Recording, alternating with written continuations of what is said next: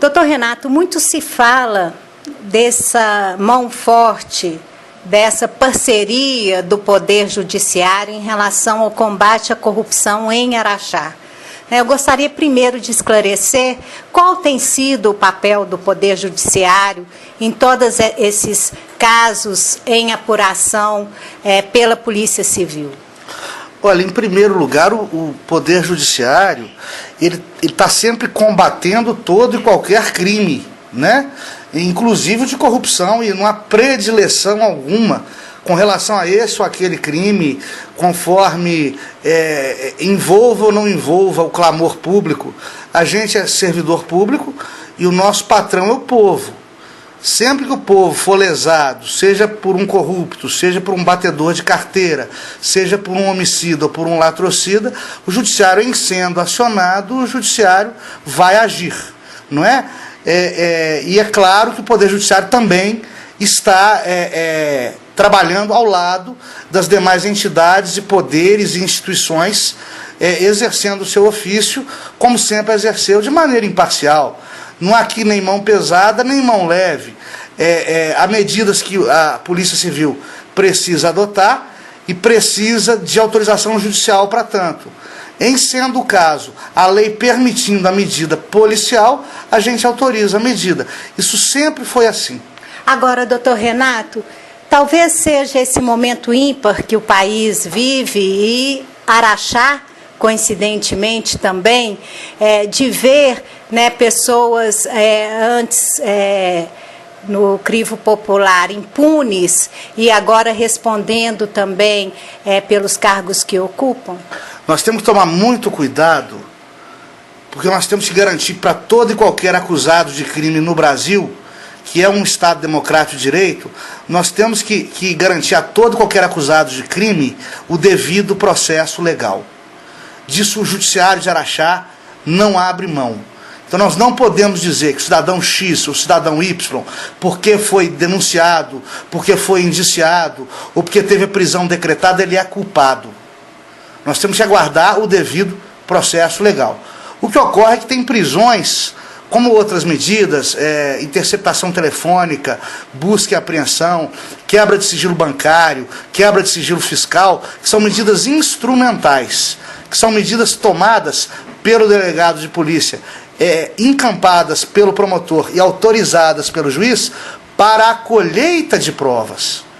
Então, as prisões temporárias decretadas, busca e apreensão e outras determinações da Justiça araxaense foram deliberadas para a colheita de provas e não para imputar a culpa a quem quer que seja.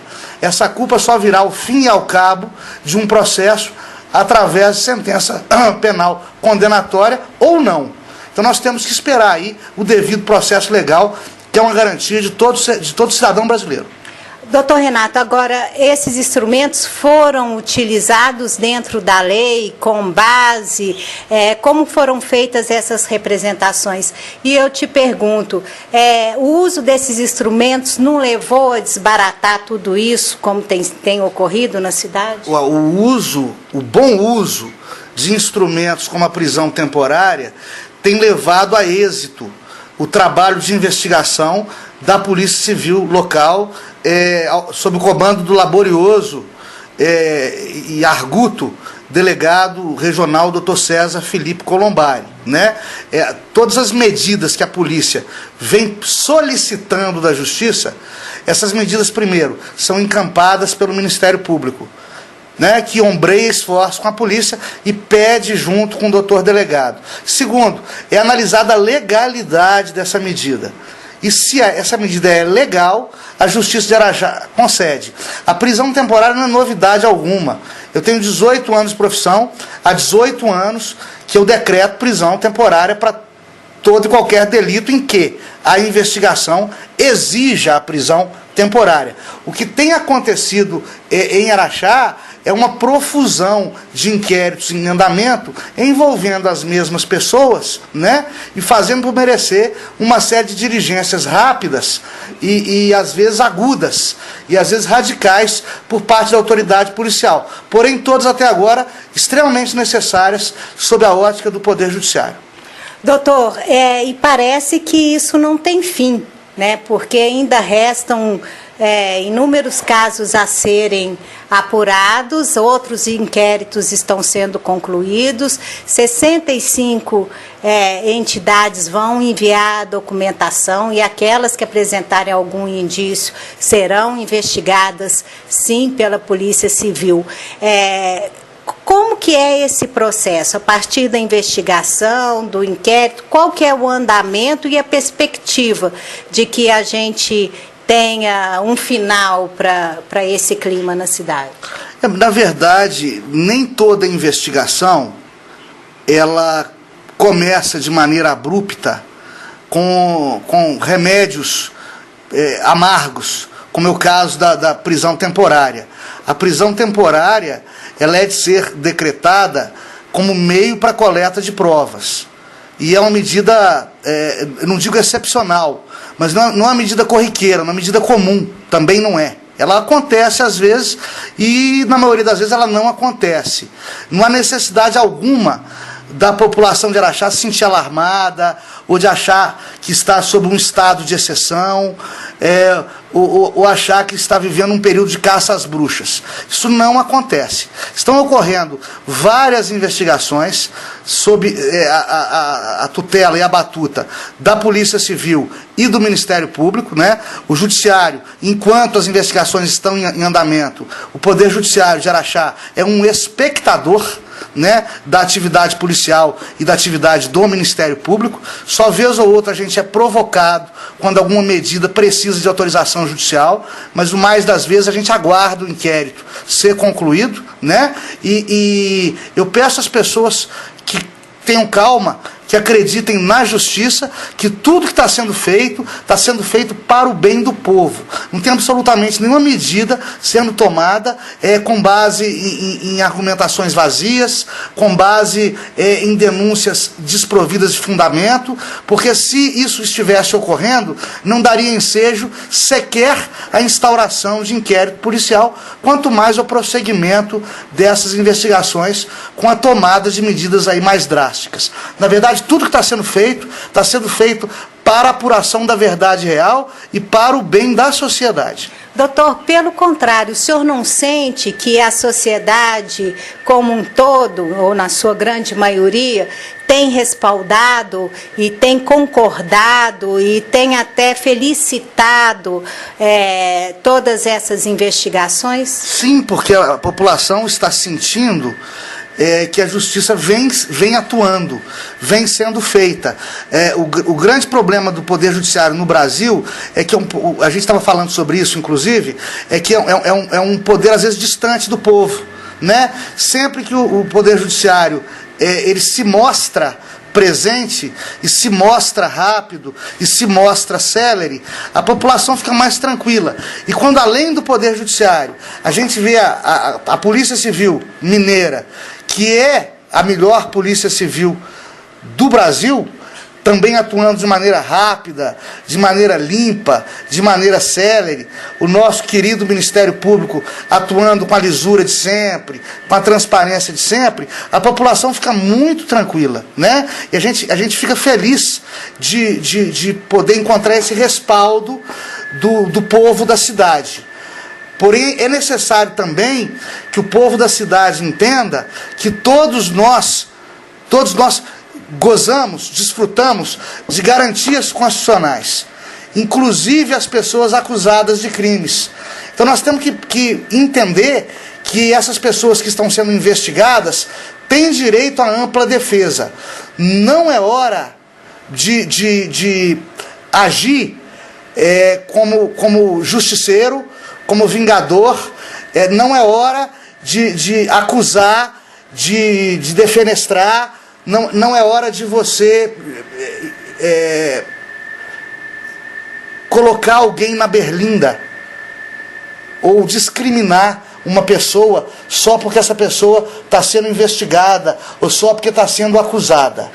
Eu faço questão de explicar isso porque o réu no processo criminal, ele é sua excelência o réu. Ele tem direito à amplitude de defesa. A defesa dele tem direito a falar.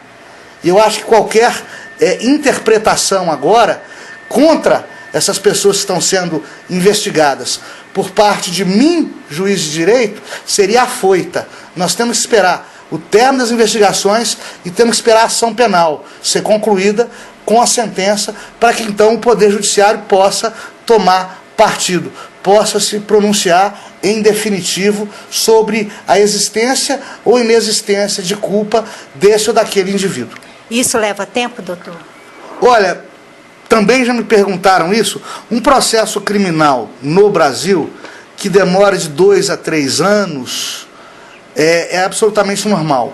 Infelizmente, dado o acúmulo de processos, a judicialização de direitos, a escassez de juízes, a escassez de promotores, a escassez de servidores, a escassez de meios. Nós não temos nem o processo judicial eletrônico ainda na comarca. Infelizmente, um processo durar de 2 a 3 anos é absolutamente normal e chega a ser até louvável. É considerado um prazo bom no Poder Judiciário Estadual. Né? A gente lamenta, mas é a realidade que a gente vive. Doutor, a repercussão maior é em respeito à Câmara Municipal, né? Até porque a maioria dos vereadores, 8 ou 9 em 15, né, foi afastado de suas funções. E há um questionamento, né, e uma cobrança da população de Araxá em relação a eles continuarem recebendo, embora afastados. 2 já renunciaram, né, de seus cargos, mas os demais, 2 estão, inclusive, respondendo a uma comissão processante, né, e há também controvérsia. Uns falam que tem que esperar a decisão do judiciário para abrir essa comissão, outros falam que não, que ela é pertinente. Então, também gostaria de ouvir a palavra do senhor em relação à Câmara Municipal. Bom, o afastamento dos vereadores foi determinado para a proteção do próprio parlamento, para a proteção da própria Câmara, em benefício do povo e do próprio parlamentar municipal. A senhora imagina uma sessão da Câmara hoje com os vereadores afastados, que clima teria? Seria ruim para os próprios vereadores, além de colocar o funcionamento do Poder Legislativo Municipal sob suspeita, né? Então, esse afastamento foi determinado para o bem de todos. É um afastamento cautelar. E como ele é cautelar, ele é provisório, eu ainda não tenho nem processo, ainda temos só inquérito, né? Eu não tenho como cancelar vencimento de vereador cautelarmente, provisoriamente.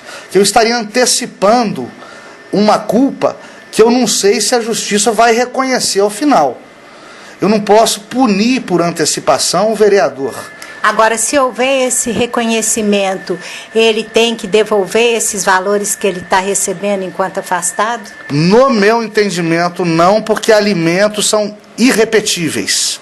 E o vencimento do vereador, o subsídio do vereador, equivale a alimentos. É como a verba salarial, né? Você não tem como devolver salário, não é isso? E ele foi privado de trabalhar para merecer esse salário por determinação judicial, não por vontade própria. Então, no meu entendimento, salvo outros entendimentos honrosos em sentido contrário, no meu entendimento, ele não teria que devolver essa verba pública caso seja condenado lá na frente, se é que vai ser condenado lá na frente. Com relação ao procedimento da comissão processante, é um julgamento político. Ele independe do julgamento judicial. Só lembrar, o cidadão lembrar do Collor. O Collor foi absolvido pelo STF, mas foi alvo de impeachment. Foi afastado, né, num procedimento de impeachment que nada mais é que uma comissão processante tamanho família, movida pelo Congresso Nacional. Então, são julgamentos distintos. A comissão processante é julgamento político, que vale dizer, o vereador pode ser inocentado pela justiça e afastado assim mesmo pela comissão processante, ou vice-versa, condenado pela justiça e mantido vereador pela comissão processante, porque são julgamentos autônomos e um não depende do outro.